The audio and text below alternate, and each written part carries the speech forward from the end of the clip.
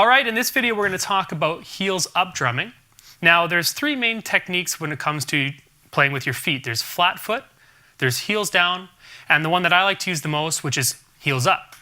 Now I play a lot of rock, I play a lot of heavy, straightforward, punchy music, so I like to have a lot of control on the power of my bass drum.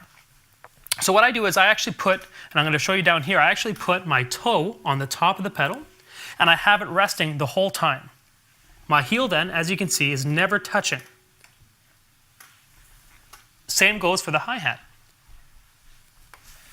Now, the reason why I do this, again, is because when I actually play, I can actually push my whole foot and toe into the pedal and get a lot more power, I guess you can say, and a lot more volume from my strokes.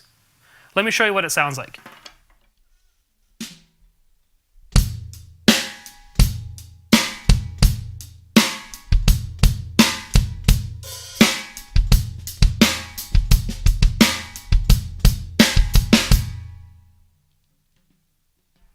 Okay, now Dave, as I was watching you play that there, one thing I want to mention about heel up technique is the way you're doing it, you were keeping your bass drum beater right on the drum head. But in between strokes, I found that your heel actually rested a little bit. Yeah. To the point where your heel was coming down, maybe not completely touching, but it wasn't necessarily, it's not like he was being so deliberate that his heel stayed up there like that. And so that's what I want to tell you guys. Like, when you play, just kind of mimic what Dave was doing there. And I think that'll help you be able to play for longer and in turn be able to play faster because you won't be as tired. Well, the thing that happens is when you're playing heels down and you hit the bass drum, you can kind of let your foot kind of stay back off the pedal.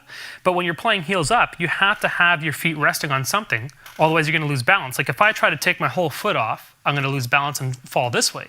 Same goes with my hi-hat. If I'm actually lifting it up, then I'm losing balance this way. So you always have to have your feet resting on something to make sure you have that balance. And when you're not playing, and when you're not playing on the bass drum, say you're just doing some hi-hat stuff, you want to have your foot resting on the pedal. I play a lot of double bass, and when I'm going back and forth and I have open hi-hats, I'll actually leave this foot down the whole time. And I've had a lot of drummers come up to me and ask me, are you trying to adjust the tone of the skin for when you're playing your other feet? Are you trying to make it tighter or looser with your left foot?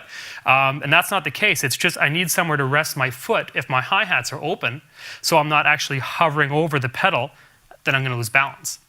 So you can either switch to this side here, which is okay, but I always play a lot of double bass anyway, so I might as well just rest it on this foot here. So in my videos coming up, you'll notice that a lot of the times I'll actually have my pedal resting on the pedal, on the beater here, and that's just so I don't lose balance. Yeah, So. and I think the reason you do that is because when people play just their hi-hat, and that's how a lot of people generally start playing drums, is they start with just a hi-hat pedal and a single bass drum pedal. I know that's changing more and more, but then you're always trying to keep this closed. Like I always said to my students, make sure you keep that hi-hat closed when you're playing these exercises, because they're not used to having to press down while playing with their hands and then having to use their right bass drum foot as well. And so Dave, when he moved to the double bass, naturally, he just wanted to keep his foot rested there as well, just like the hi-hat, so it's not a matter of always having to change what he's doing.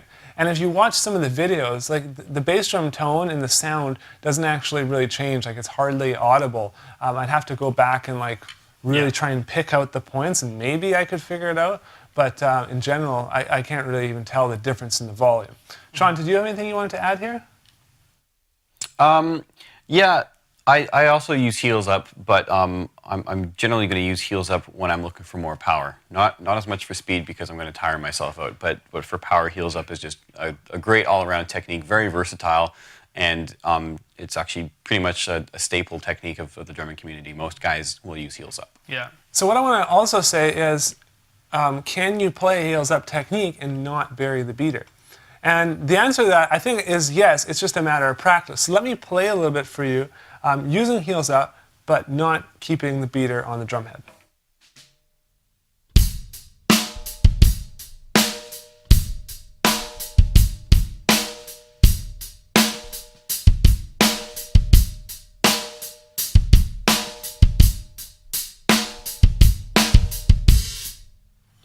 So you can see in between there, it's actually really hard to do, but once you get comfortable with it, you can kind of figure out what works best for you. And when you play a different groove or different styles of music, it's going to really, really change the way you actually play the bass drum.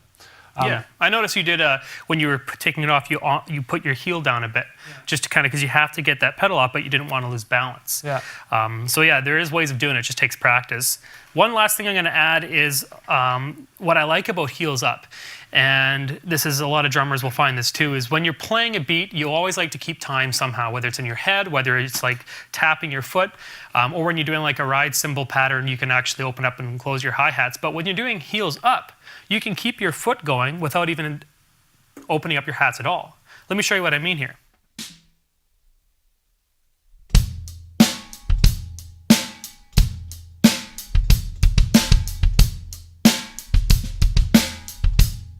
So as you can see, during that groove, halfway through, I wanted to kind of keep time with my foot to kind of get more into the groove. So I just kept my ball of my foot, heels up on the pedal, and I just started tapping, just like this, not even opening up the hats at all. Might be a little thing, but it's very important, and I think it's really cool when you can play heels up like that. It's a cool technique to have. It's important to learn to not do that as well. It's important to be able to control it. I know I've been in a situation where I was doing that and recording, and they're like, oh, there's some tapping going on because the overhead mics and everything's on you right then.